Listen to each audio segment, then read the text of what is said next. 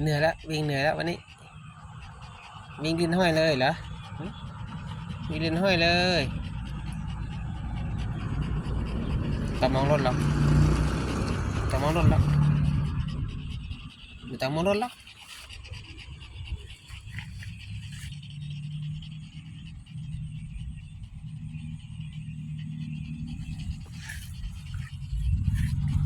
เดี๋ยวหน้าก่อนสิเดี๋ยวหน้าสิบรรยากาศวันนี้บรรยากาศดีไหมบรรยากาศดีไหมบรรยากาศดีปะนั่นนั่นนั่นนั่นรถนั่นรถนั่นรถอยู่ข้าวยัง